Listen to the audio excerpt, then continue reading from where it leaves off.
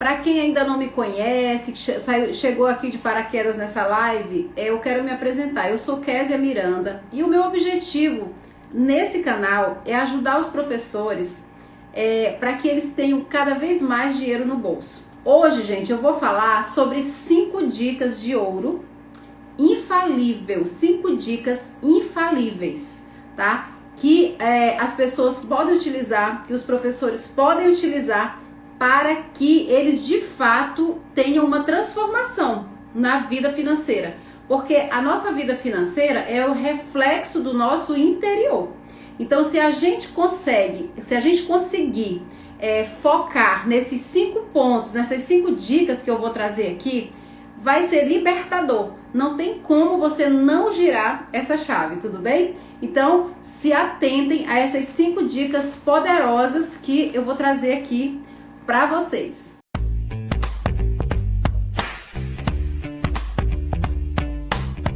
O que é uma organização financeira? Quando você fala em organização financeira, basicamente a gente está falando de pessoas que têm o controle das suas finanças, são finanças controladas. E quando você tem as finanças controladas, obviamente você tem muito mais paz. Então eu sempre costumo dizer, a gente ter organização financeira é a gente ter paz nas finanças, é a gente ter paz na nossa vida. Porque tudo, gente, querendo ou não, muitas pessoas têm preconceitos em relação a dinheiro. Dinheiro não traz felicidade.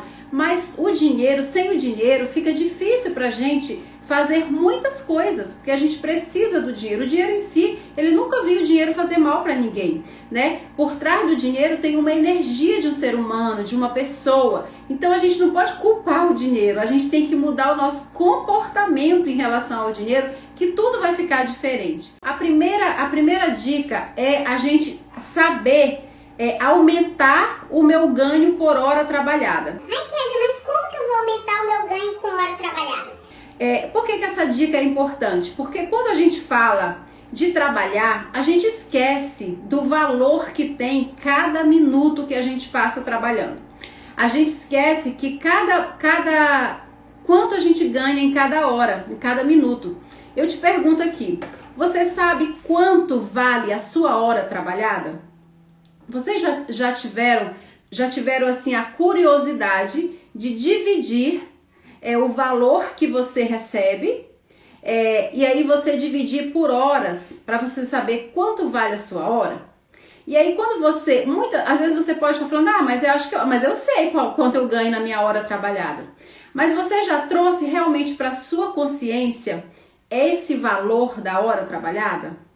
Porque quando a gente tem noção de quanto eu ganho naquela minha hora, a gente toma mais cuidado com o que a gente vai fazer com aquele dinheiro. Porque se eu vou comprar, por exemplo, alguma coisa, eu tô pensando o seguinte, cara, se eu gastar isso daqui, eu tô gastando tantas horas do meu suor. Parece uma coisa simples, mas quando a gente traz isso para nossa consciência, a gente fica mais atento e, consequentemente, o nosso dinheiro sobra, porque a gente fica mais atento. Eu vou dar um exemplo aqui. Quando eu estava em sala de aula diretamente dando aula, que agora eu não trabalho diretamente na sala de aula, mas quando eu estava diretamente na sala de aula, eu me deparava com situações assim bem difíceis. Por exemplo, tem os meninos do 5º ano, sempre era o terror da escola, os meninos de 5º ano, ô Jesus, quem é professor e sabe disso, porque eles estão assim naquela fase, naquela euforia, eles estão saindo do ensino fundamental menor, eles estão entrando no fundamental maior, então é toda uma descoberta, e aí para acalmar aquelas turminhas de 5º ano dava trabalho. E aí, quando você trabalha, que você não tem a noção de quanto vale a sua hora trabalhada, o que acontece? Quando é aqueles momentos bem desafiantes que você passa em sala de aula, você costuma culpar um monte de situações. Você culpa que você ganha pouco, que aquele trabalho que você está fazendo ali não está compensando porque é muito sacrifício, porque os alunos são indisciplinados e tudo. Mas aí você imagina, é tão desafiante você passar ali 1 hora depois ali do recreio. O recreio geralmente é 15 para as 16 aqui na minha cidade. 15 para as 16 quando é no turno da tarde e 15 para as 10 quando é no turno da manhã. Aí você imagina, você ficar ali aquelas horas com aqueles alunos que eles voltam depois do recreio, com suados. Na época que eu dava aula não tinha ar-condicionado, era no calorão mesmo. E aí vai aquele cheiro ali, aquele calor, e você fica incomodado, e aqueles alunos começam a jogar papel no outro, começam a gritar, e você diz, meu Deus, o que eu tô fazendo aqui? Mas aí quando você tem noção de quanto vale a sua hora trabalhada, não é que você vai focar só no dinheiro, mas você vai valorizar o teu suor. Você vai dizer, eu tô enfrentando tudo isso porque eu tô ganhando X por hora, e esse dinheiro aqui, ele vai me ajudar a chegar no objetivo, ele vai me ajudar a resolver a situação X, eu tô construindo a minha independência, minha reserva de emergência. Ou seja, quando você tem clareza do que você está fazendo, de onde você está empregando o seu dinheiro, esses momentos desafiantes da sua profissão, eles fazem muito mais sentido. Você tem mais força para superar esses momentos. Você tem força para você enfrentar. Mas quando você está devendo, quando você não sabe para onde o seu dinheiro, e você ainda tem que se deparar com uma sala de aula lotada, com um menino disciplinado, gente, vai ser muito mais dolorido, vai ser muito pesaroso aquilo ali. Então, o que eu estou trazendo aqui nesse primeiro exemplo é como eu posso aumentar o meu ganho por hora trabalhada. Por quê? Ah, mas eu não tenho como aumentar, porque eu já trabalho 200 horas, tá? Mas como você pode aumentar, existem várias formas de você aumentar o seu ganho, né, por hora trabalhada. O assunto aqui da live não é esse hoje, né, de como fazer renda extra, mas eu tenho vídeos que falam sobre isso, como o professor pode ter uma renda extra, né, e sem ter que trabalhar mais também, tem que ter que se matar por isso. Mas o que eu tô querendo dizer é para você trazer consciência para você de quanto vale a sua hora. Parece uma coisa simples, mas isso vai fazer diferença. Pode ter certeza, vai fazer diferença porque você vai trabalhar com consciência. E os desafios, eles vão ser menores quando você trabalha com consciência. Né? Então é você ter clareza, né, de quanto vale a sua hora trabalhada. Eu conheço muita gente, inclusive eu fiz muito isso a minha vida toda praticamente, de não saber quanto recebe.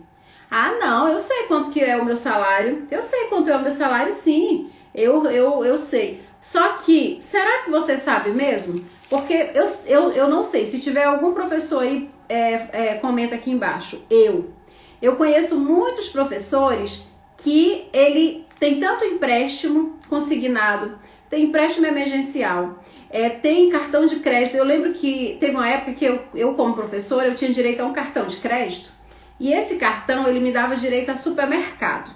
E aí o que acontecia? Toda vez que eu precisava de alguma coisa, eu passava aquele cartão. Gente, eu não tinha a menor noção. Quando era no final do mês, eu ficava só esperando a bomba. Eu só ficava esperando quanto que ia sobrar do meu salário para mim poder... Eu não tinha noção, eu só queria saber quanto que ia sobrar para mim poder empregar na minha vida, para mim poder fazer alguma coisa, né? Então, muita gente vive nessa mesma situação que eu vivia. Não tem noção de quanto que ele tem, quanto que ele tem do salário dele, porque tem um monte de empréstimo. Quando não tem empréstimo, às vezes tem pessoas que pagam pensão para filho, um monte de situações, e ele não para muito para pensar não, viu? Então, você não saber quanto exatamente você recebe também é uma coisa que é desestimulante e faz com que você nunca sobre dinheiro. Por quê? Porque você não tem o controle. Você não tem o controle daquela situação. Então, isso aí acontece muito. E aí eu lembro que quando eu recebia, eu não tinha estímulo, eu não tinha alegria de receber, porque eu sempre culpava o governo. Eu sempre dizia, se o governo pagasse melhor, eu não estava passando por isso. Mas na verdade, gente, aí eu ficava insatisfeita, eu ficava chateada, mas na verdade eu era a causadora daquilo, porque quem gastava não era o governo, embora a gente saiba que precisa ter muitas melhorias na educação, que tudo para se conseguir é muito difícil, tem que ficar brigando para conseguir, para ter as conquistas, mas eu também tinha muita participação naquele meu caos financeiro, naquela minha insatisfação. Por quê? Porque eu não dominava, eu não sabia nem quanto eu ganhava e gastava descontroladamente. E detalhe, às vezes os professores gastam até pela ansiedade. Às vezes ali tá tão, eu não sei nem se eu vou viver amanhã, eu vou gastar mesmo, a gente já ganha tão pouco, a gente se sacrifica, a gente trabalha tanto e começa a contar um monte de historinha se auto-sabotando e cada vez vai se afundando mais. Então a gente tem que estar muito atento a isso. Você aumentar a sua hora trabalhada, é você aumentar mais essa sua hora, eu tô dizendo que se você aumentar a sua hora trabalhada, você vai conseguir, não é para você aumentar a sua hora trabalhada pegando mais carga horária, pegando um monte de coisa para fazer e continuar sem controle financeiro, não. Porque isso não vai adiantar. Mas você ter consciência de que você tem que aumentar a sua hora trabalhada, mas na verdade é em valores, valorizar a sua hora. Mas o governo já me paga e ele não vai aumentar mais. Mas como você pode monetizar vendendo a sua hora trabalhada com o valor que você quer, com o valor que você pode escolher? Kézia, mas isso não acontece. Não acontece se você não buscar as estratégias corretas e não acontece se você não for atrás. Mas se você for atrás, você pode trabalhar muito menos tempo com uma hora com um valor muito maior. E pergunta como que eu sei disso? Porque eu fiz isso e deu certo. Por isso que eu tô aqui nesse canal tentando ajudar vocês, né? Ajudando vocês. Porque deu certo comigo. E eu consegui ganhar, não foi só 2 vezes mais. Eu consegui ganhar 10 vezes mais quando eu fiz isso, tá? A diferença minha para vocês é porque muitos professores acham que só consegue ganhar, que a função dele, eu só consigo ganhar, eu trabalho no ensino público, no rede municipal, na rede estadual, e a minha vida se encerra aqui. Gente, nada disso. O professor, ele tem um leque de oportunidades, um leque de alternativas para ele aumentar a sua hora trabalhada. O negócio é que a gente tem que começar a se enxergar como empresa. A gente não se enxerga como empresa. E muitos, né, não digo todos, mas muitos educadores, além deles não se enxergarem como uma empresa, ainda se enxergam como alguém inferior às demais profissões. E não se valoriza.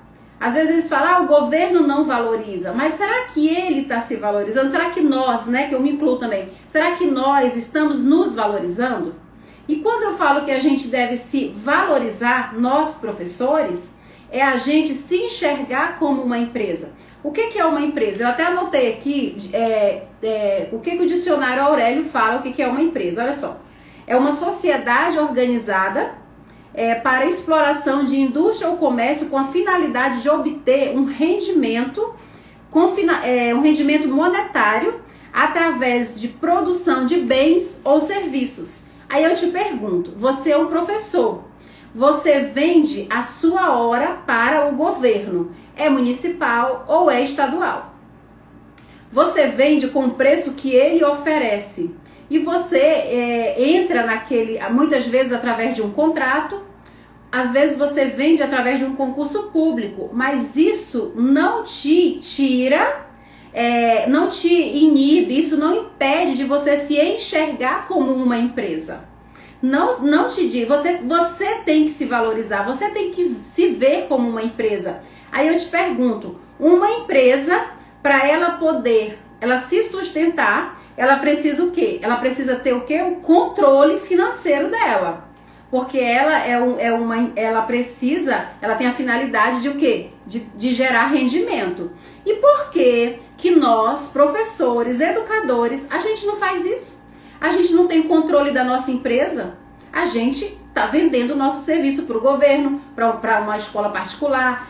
Enfim, eu não sei onde você vende a sua mão de obra, mas você está vendendo. E o que você está fazendo com esse rendimento, com esse dinheiro que você está recebendo? Se você pega e deixa tudo consignado, você está dando rendimento para quem?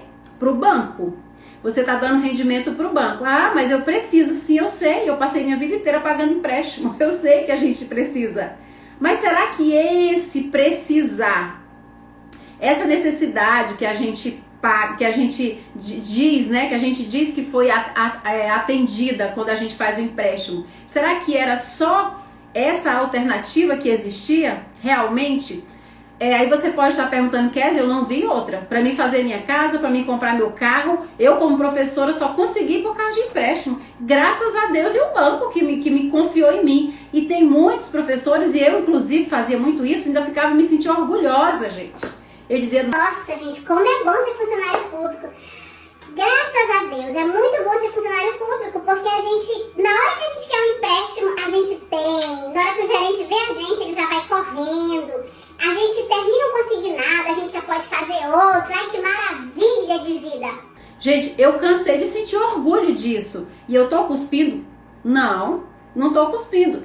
E todo mundo age com o grau de consciência que existia naquele momento. Mas a partir do momento que eu conheço os caminhos, que eu conheço os atalhos que a educação financeira mostra, que eu conheço as alternativas de eu me enxergar como empresa e eu me valorizar e eu aumentar aumentar a minha rentabilidade, mesmo sendo professor, quando eu começo a me enxergar dessa forma, eu vejo que não é rentável, não é legal eu fazer mais aquilo.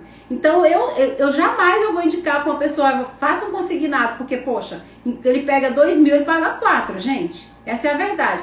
Um carro que era 50, ele paga 100, é 100, sei lá, enfim. Então é tudo muito mais difícil. O que acontece? Você passa metade da sua vida dando rentabilidade para o banco e ainda sente orgulho disso. E aí quando a gente conhece os atalhos, quando a gente se organiza financeiramente, que você enxerga ali as brechas, as oportunidades, você se enxerga como empresa, aí você diz, uau, o que eu estava fazendo da minha vida? Né? Então, foi isso que eu encontrei. Quando eu em 2012, eu trabalhava, né, com um monte de empréstimo, um monte de coisa, e aí o meu salário sobrava muito pouco do meu salário. Como eu falei pra vocês, eu tinha um cartão que eu podia fazer supermercado dele, e aí toda hora, eu ia o tempo todo, o mês inteiro comprando naquele cartão. Quando eu ia receber o meu contra-cheque, não tinha quase nada, porque eu já tinha gastado tudo. E aí eu não tinha controle financeiro, eu comprava conforme o barco vinha. Às vezes ia comprar fazer supermercado, eu comprava lá um monte de panela que não estava nem precisando. Não tinha controle financeiro. Para quem não sabe onde quer chegar, qualquer caminho basta, né? Então eu ia. E com isso eu ia me afundando. Quando foi em 2012 que eu tive o início de uma depressão, o que eu fiz? Eu falei, gente, mas eu já estou há tantos anos como funcionária pública. Eu olho para um lado, olho para o outro, eu tenho uma casa para morar que eu fiz com empréstimo, tenho um carro que foi com empréstimo, tudo era com empréstimo. Mas a vida só é isso? Só é pagar empréstimo? Eu comecei a me sentir deprimida, porque eu falei, poxa vida, só é isso a vida mesmo? E aí eu comecei a pesquisar como que um professor podia ganhar dinheiro, como que um professor podia rentabilizar mais, porque eu era pedagoga. Eu tinha investido 5 anos da minha vida na universidade, me sacrificado, eu tinha que ganhar dinheiro como professora, afinal de contas eu era, né? Só que aí eu tive um problema de saúde muito sério que eu não podia eu não podia dar aula mais. E aí eu falei, meu Deus, como é que eu vou fazer? E aí eu entendi que eu ser professor, a gente é em qualquer canto, em qualquer coisa, a gente pode ser professor vendendo alguma coisa também. Né? Então, como eu não podia por questões de saúde, eu comecei a trabalhar na educação, olha só que loucura. Eu comecei a trabalhar nas escolas, sem dar aula, mas assim, eu comecei a vender nas escolas.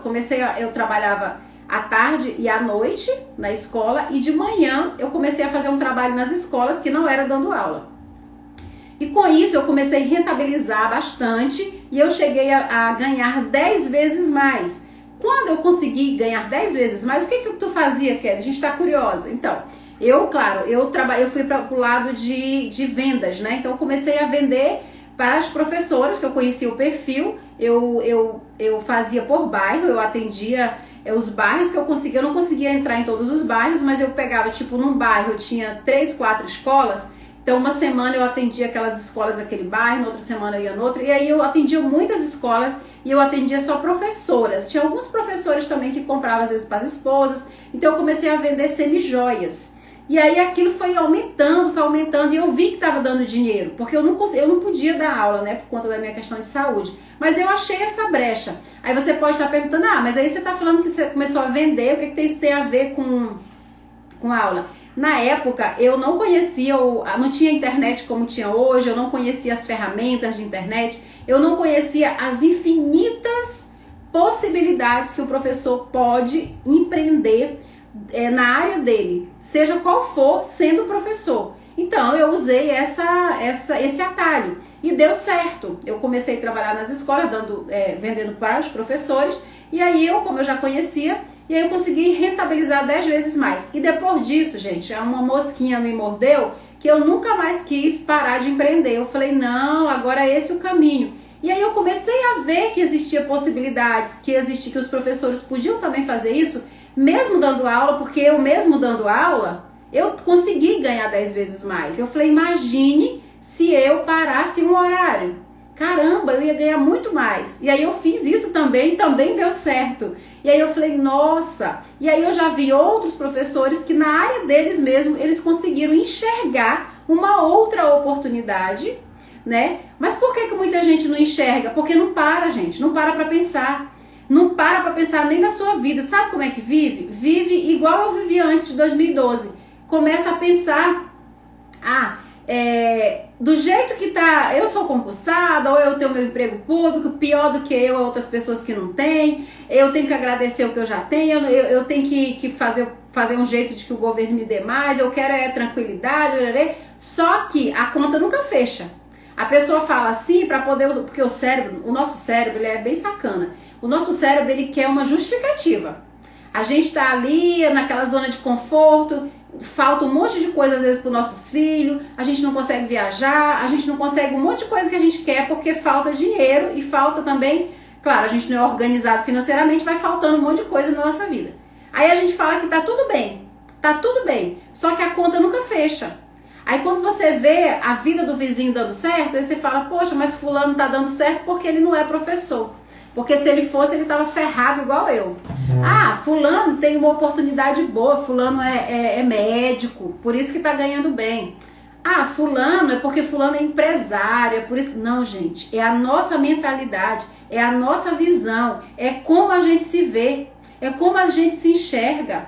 Você acha que faz diferença um médico que ganha, sei lá, 30 mil reais e um professor que ganha 5 mil reais?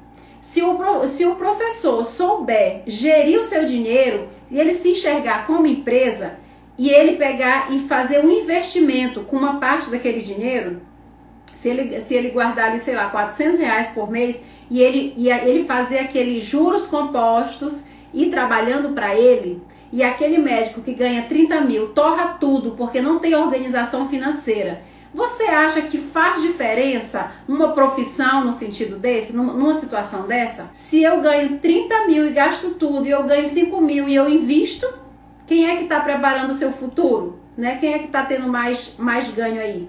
Então, é muito importante a gente se enxergar como empresa, porque a gente se enxergando como empresa, a gente começa a se respeitar mais, porque uma empresa ela precisa ter controle, né? E aí, eu falei do primeiro ponto aqui, e agora eu vou falar do segundo, tá, Kézia? Então, você disse que o primeiro ponto é a gente procurar uma forma de aumentar a nossa hora trabalhada, ver quais as possibilidades que nós, como educadores, como professores, como que isso vai fazer, como que a gente pode encontrar, onde a gente pode encontrar, a gente tem que encontrar essa alternativa, isso mesmo.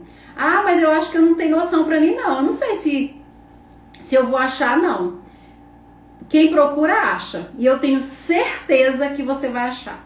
Porque eu achei, não foi só uma possibilidade. Eu vi várias possibilidades. E aí eu tive que escolher, por onde eu vou começar?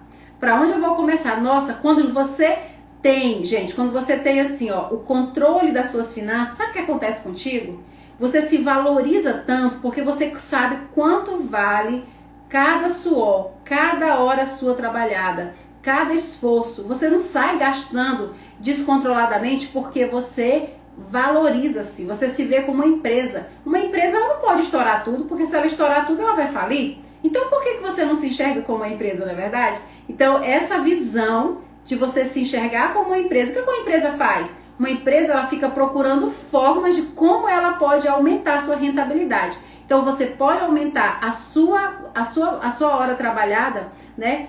Investindo, procurando lugares, né? Fazendo coisas que essa hora vai ser agregada, vai ter um valor melhor do que de repente o valor que você ganha no município ou no estado ou eu não sei qual é a sua profissão enquanto professor, tá? Aliás, o seu ganho. Mas enfim, existem essas possibilidades.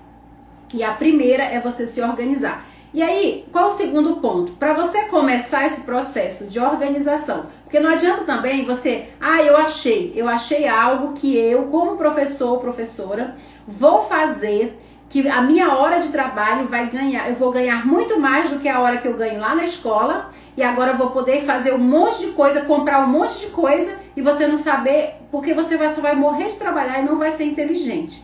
Você tem que ter esse segundo passo, que é você ter uma fotografia financeira. O que é a fotografia financeira?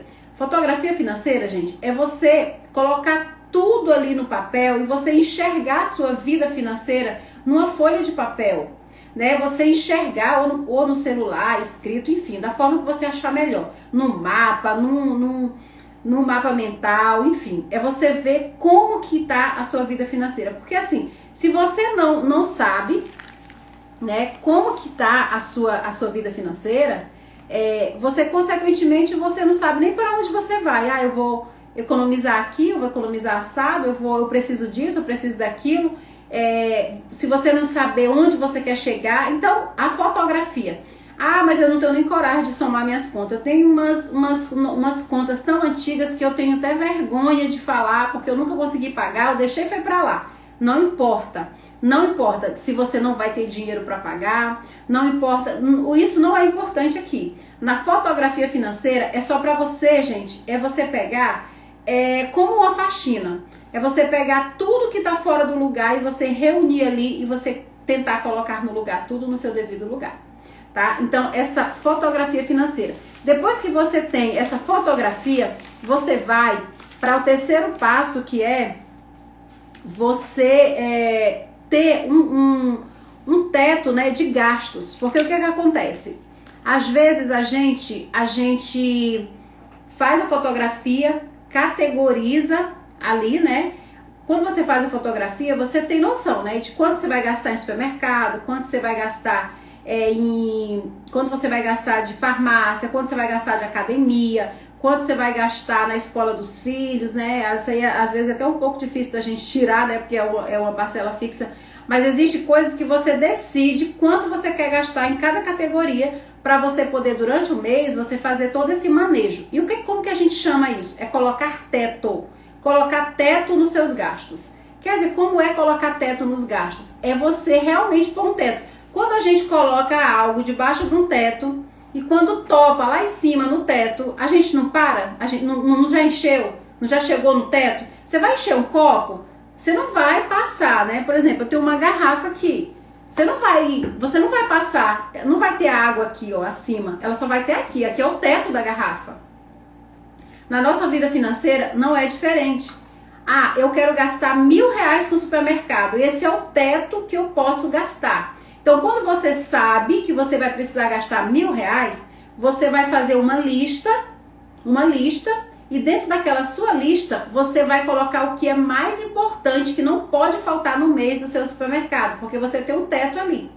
E aí você faz o teto ali, digamos, de salão de beleza. Vou gastar com salão de beleza, só posso gastar, tem pessoas que pintam muito cabelo, né? Eu tive sorte que eu ainda não cheguei nessa fase, mas tem pessoas que gastam muito com negócio de cabelo, mulheres que gastam muito com salão. E aí você tem que ter um teto. Eu, nesse mês, só posso gastar, sei lá, não sei nem quanto que elas gastam, mas enfim. Tem gente que gasta uma vez que vai no salão R$500. Esse mês eu só posso ir uma vez, porque eu vou gastar R$500. Esse é o teto que eu posso gastar. Então, o nosso país, ele tem um teto. E agora, na pandemia, com essa questão toda de pagar todas essas pessoas que precisaram, né, ser contempladas, né, com esse dinheiro de custeio, né, por conta do Covid-19, existe muita polêmica, porque o governo ele começou a cogitar que ia ter que se passar desse teto, ia ter que mexer no teto do país, no teto. Então, se isso acontece, agora vocês imaginam, gente, já tá um pouco desafiante a economia do nosso país, né? E aí você imagina se o governo mexer nesse teto, Como vai ficar difícil? Porque é como se tivesse descoberto e o negócio tivesse descontrolado, porque o teto é o controle. Na nossa vida financeira é a mesma coisa. A gente precisa respeitar esse teto. Então, a gente ter o teto faz toda a diferença. Porque não tem como você se organizar, não tem como você ter sucesso se você não seguir essa dica de ouro aqui. Colocar teto em tudo, colocar teto em tudo na sua vida. Porque aí, o que acontece? De repente você colocou o teto que você ia gastar com gasolina. Ah, eu vou gastar R$300 com gasolina. Só que naquele mês você andou pouco, você saiu pouco, aconteceu alguma coisa, igual aconteceu com a gente ter que ficar em casa, né? E acontece algo e você não gasta aqueles R$300. Um exemplo apenas, tá? E aí você sobrou 150. Se você conseguiu economizar ali, você já tá conseguindo, significa que você tá realmente conseguindo controlar bem ali aquele teto e você não tá ultrapassando. E aí você colocou que você queria investir R$500. Só que aí você controlou bem as suas finanças, que sobrou ali, de todas as categorias, sobrou ali, uma sobrou 100, outra sobrou 200, 300. Aí você pega aquilo ali e junta com aquilo que você está investindo. Sabe o que vai acontecer? Você vai ficar mais motivado. Você vai dizer, uau, eu consegui viver bem, eu consegui escolher bem o que comprar e eu nem morri, eu tô vivo. E aí você vai aprendendo, você se motiva mais. E aí cada dia você vai se controlando e se educando. Ou se acontecer de você ter que gastar com roupas, você ia gastar, sei lá, R$200 com roupa e você gastou 300, e aí você pegou da gasolina e colocou no lugar. Então você tá o quê? Você tá controlando ali a situação, você foi cobrindo, né? Então é muito importante nesse terceiro ponto aqui, nessa terceira dica de ouro, que você tenha um teto para os seus gastos. Porque sem o teto você não vai ter controle e aí as coisas vão ficar bem mais difíceis. Então, por que esses pontos que eu tô falando é importante? Porque não adianta a gente tratar a educação financeira só com planilha, dando aqui dicas de como você fazer planilha, como você anota. As pessoas, isso é chato, né, gente? A gente tem que trabalhar de dentro para fora. A gente tem que procurar o que aquilo vai fazer sentido. A gente tem que fazer coisas que vai motivar a gente, né? Porque senão a gente não leva adiante, né? E aí, outra coisa também, não sei se vocês já ouviram muitas pessoas falar assim, ah, eu vou gastar mesmo, eu não sei nem se eu vou estar vivo amanhã. Por que esse controle se eu não sei nem se eu vou estar vivo? Ou muitas pessoas falam assim, a gente só vive uma vez nessa vida, a gente tem que aproveitar, eu não vou nem pensar em conta porque não vai adiantar, porque pensar não vai pagar a conta.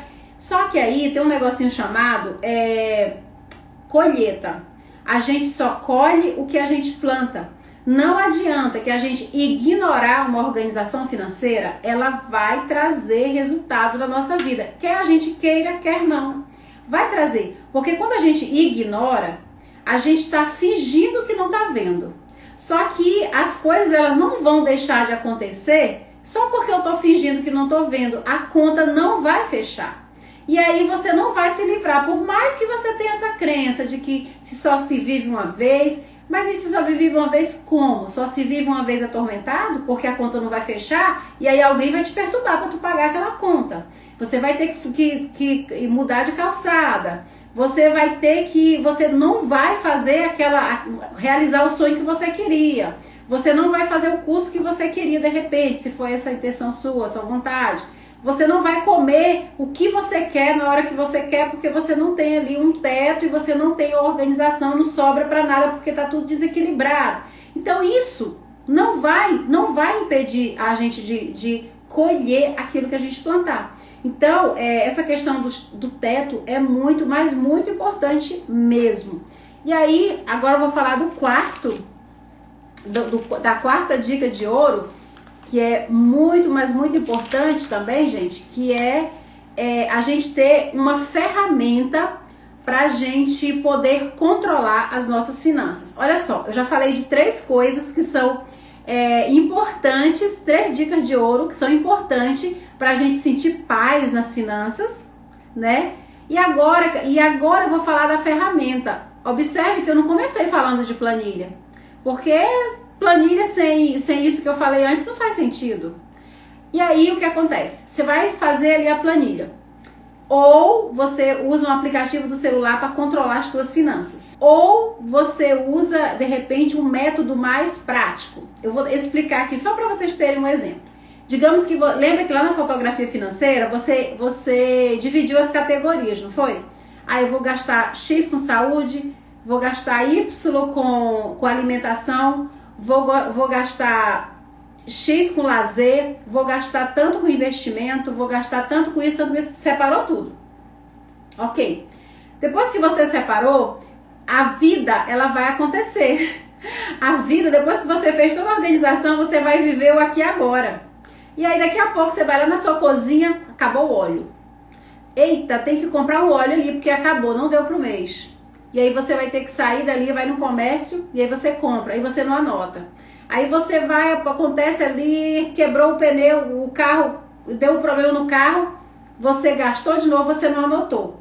Isso vai te descontrolar, você precisa de um controle. Aí quando você tem uma planilha, eu comprei o óleo, ele entrou aqui na alimentação. Se era para me gastar X, eu já vou gastar menos, já tenho menos limite para me gastar aqui.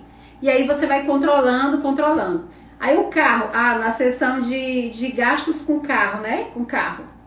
Com custo de carro. E aí você vai anotando. E assim você vai controlando. Aí você pode dizer, Kézia, mas aí eu não gosto de planilha.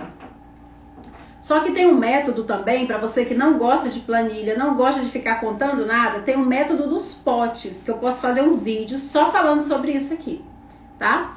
E aí, ou dos envelopes, ou como você achar melhor. E aí você vai colocar todo o seu dinheiro que você vai gastar no mês dentro de envelopes ou de potes. E aí você vai tirando aquele dinheiro e atendendo a sua necessidade do mês. E aí você não precisa anotar nada, se você acha que é chato. Gostaram da dica? Não é legal? Eu não gosto de anotar, ok. Bota o dinheiro, separa quanto você quer em cada categoria dentro dos potinhos. Aí você vai vendo, eu ainda tenho R$500 para gastar no supermercado. Nesse pote aqui, eu tenho ainda R$100 para gastar com gasolina. Eu vou ter que evitar saídas desnecessárias, porque eu estou no processo de organização financeira. Então, se você não gosta de planilha, essa dica é muito boa. Você pode ser um potinho, pode ser um envelope, o que você quiser, desde que aquele dinheiro esteja ali separadinho e você utilize dessa forma. Então você pode até fazer aquele jogo, de repente está sobrando no pote e você tirou mais do outro, você vai fazendo aquele equilíbrio ali, né? E aí tem também o guia bolso e outros tipos de aplicativo. Eu tô falando exemplo do guia bolso porque é o que eu uso, tá, gente? Esse aplicativo é para aquelas pessoas que também é meio preguiçoso, não quer ficar anotando, não gosta de ficar anotando, não gosta de planilha. Aí você coloca um aplicativo desse. O meu, por exemplo, eu deixo o meu cartão, eu só compro no cartão de crédito. Tem gente que tem pavor de cartão de crédito, quebra os cartões de crédito, porque acha que o cartão de crédito é o culpado da vida que ele está levando. Na verdade, gente, o cartão de crédito, ele não anda fazendo nada contra a gente. Quem anda fazendo é a gente que anda fazendo as coisas e usa o cartão. Ele é só um plastiquinho inofensivo.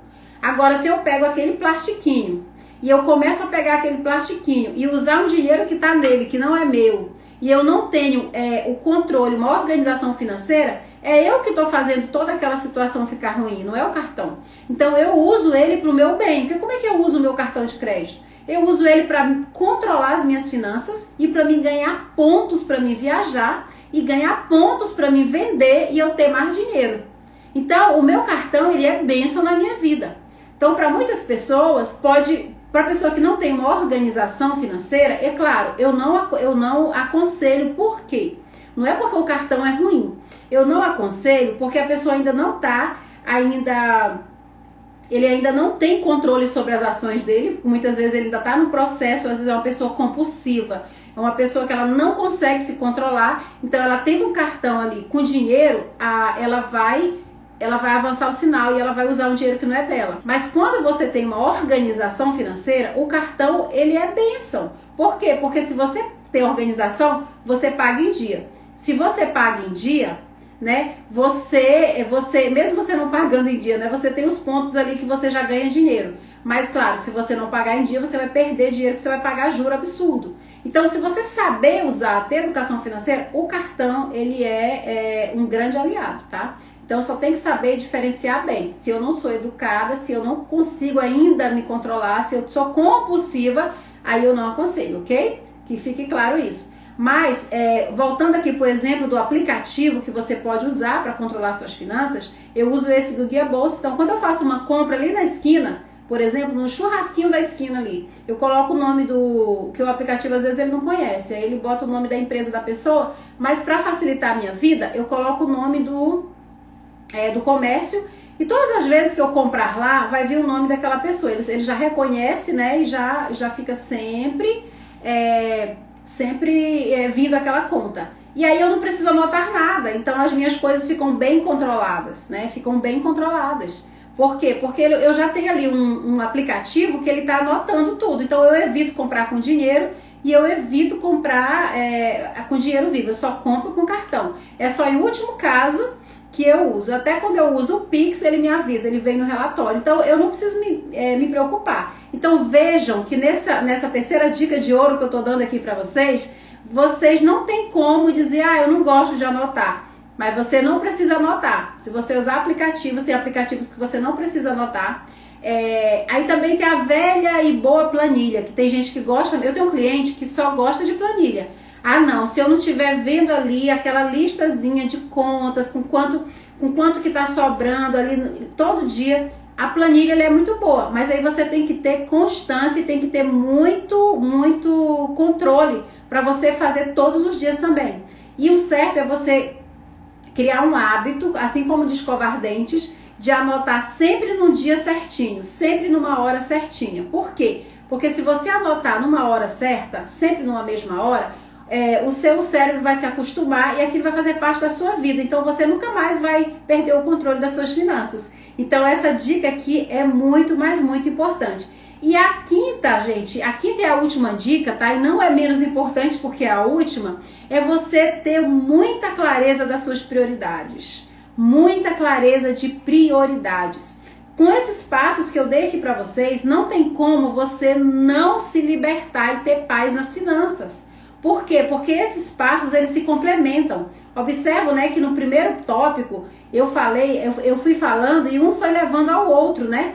Primeiro você tem que ver uma possibilidade de aumentar os seus gastos, os seus ganhos, quer dizer, né? Depois você tem que ter, né, aquela clareza, né? Você tem que ver ali o que faz sentido, que categorias você está colocando cada coisa, né? E aí os outros passos foi um ligando ao outro. E nesse último aqui, que é ter prioridade, é você olhar e dizer assim, poxa, se eu tenho o objetivo de montar uma reserva de emergência, por exemplo, eu não gosto dessa palavra emergência, pessoal, porque parece emergência, parece assim que você vai usar uma coisa porque é obrigado, né? Eu não gosto muito, eu gosto muito de falar reserva de segurança, porque é como eu chamo aqui na minha vida.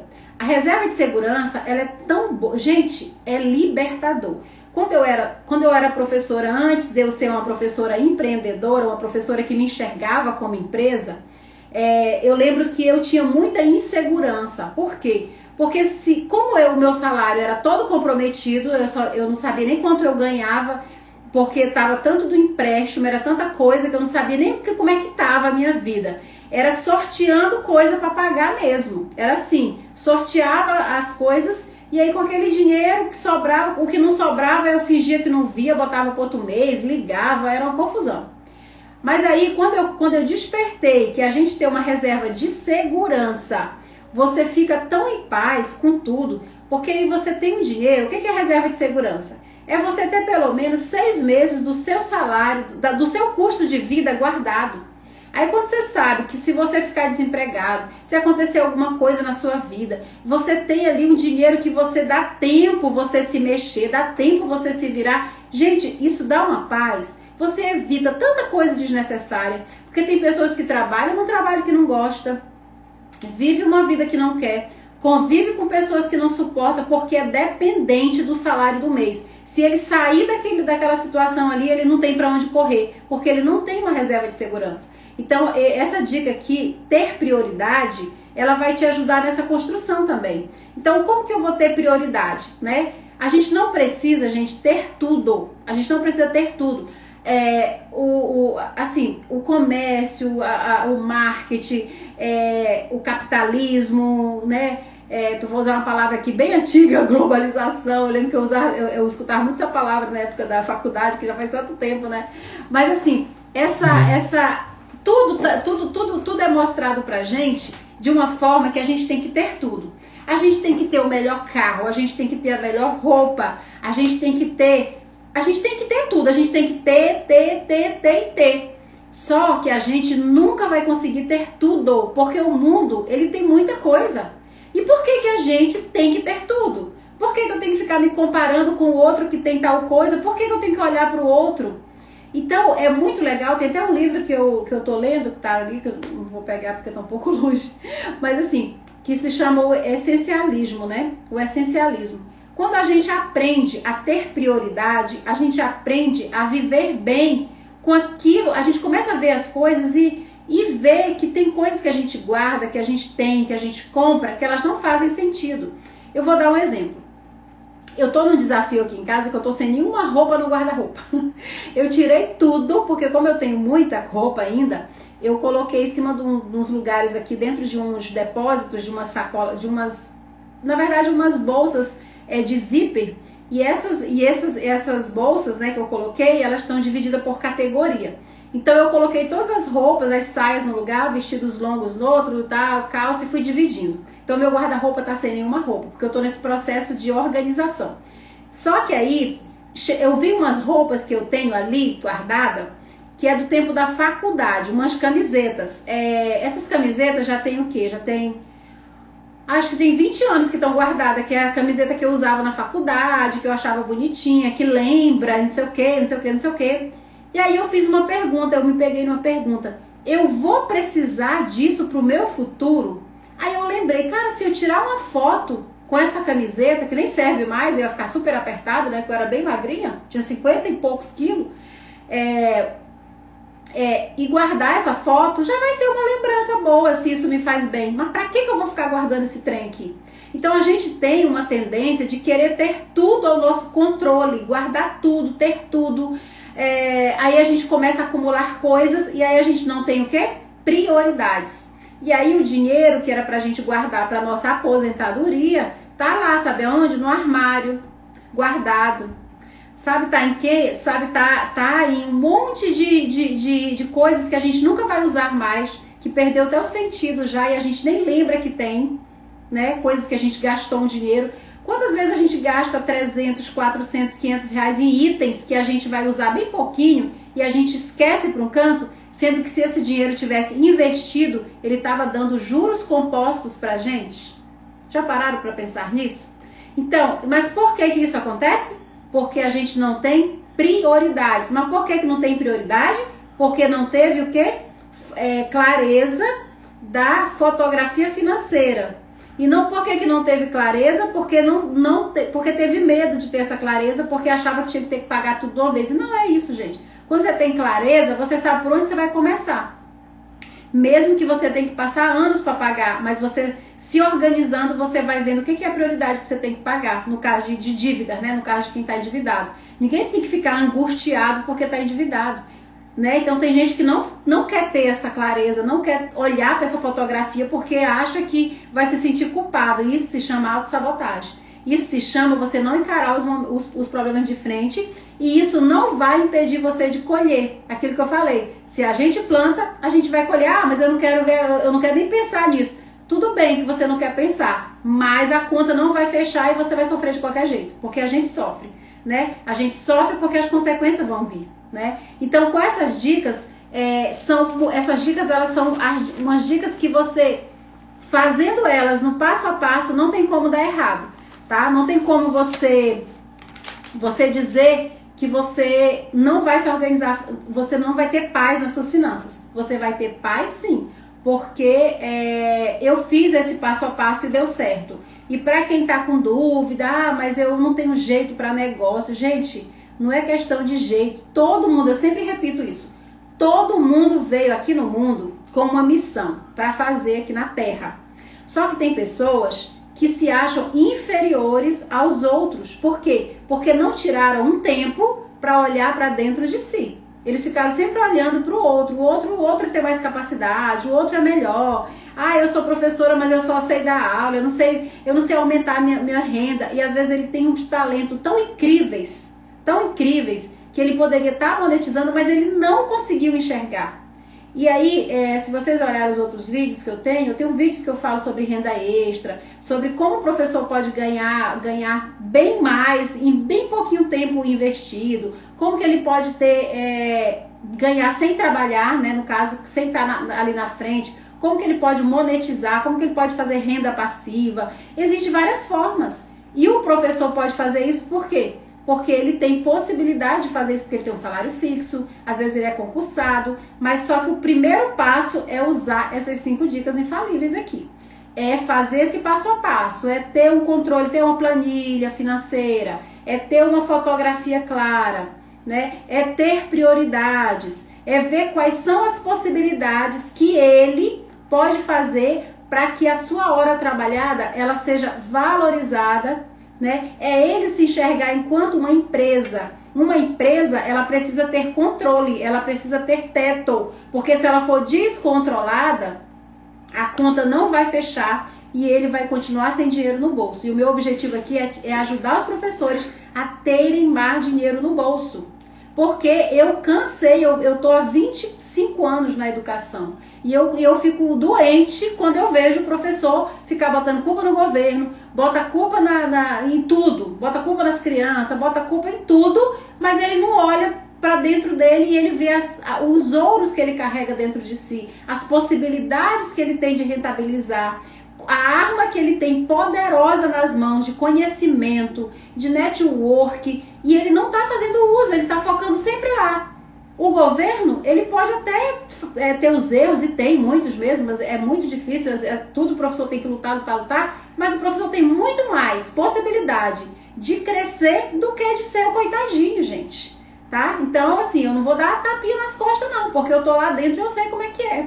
Eu sei o que é uma mesa de sala de professores, eu sei quais são os assuntos que rola, eu sei tudo porque eu tô há 25 anos, né? Mas eu quero desmistificar e dizer que dá para a pessoa ser feliz, dá para a pessoa ter rentabilidade, dá para a pessoa se valorizar e não ficar se enxergando como uma categoria inferior. Não existe isso. Se o cara ganha 30 mil, lá é médico, é não sei o que, ganha 30 mil e o professor ganha 5, mas ele sabe investir, o que ganha 30 mil gasta tudo, me diz qual é a diferença que faz?